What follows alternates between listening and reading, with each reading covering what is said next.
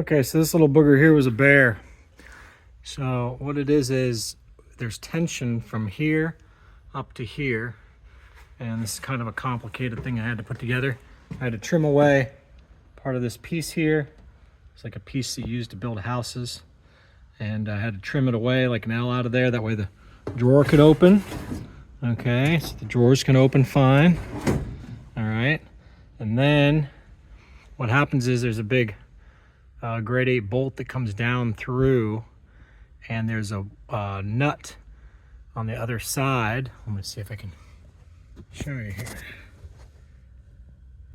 There's a nut, okay, and that nut has that grade 8 bolt come down into it, and then there's a washer up in there. And what that did is it put this, hang on, it put this under tension because there was a gap, okay? There was an air gap before without that being pulled down. So now with that being pulled down, it's alleviated that air gap. And then what I can do also is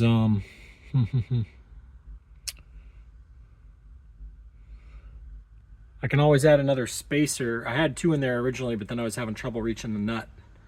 But I can always add another spacer up there, and then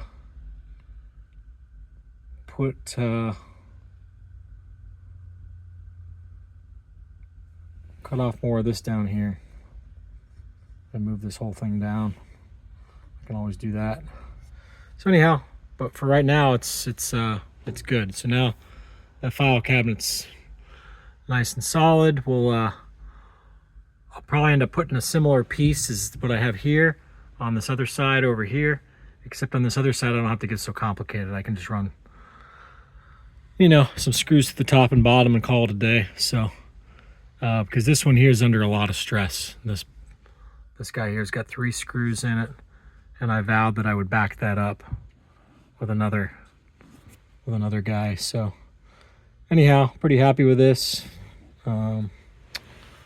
I also trimmed away this, but I'm not done yet. But my battery died on my grinder, but I'm gonna get rid of that little sharp edge there. But I didn't need to do that. It could still make it out, but it just makes it easier now where it doesn't catch.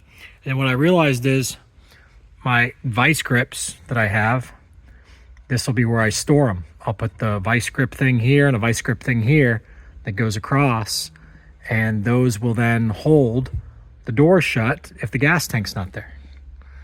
So that's how I'm going to do that. So anyhow, just figured I'd keep you guys in the loop. All right, see ya.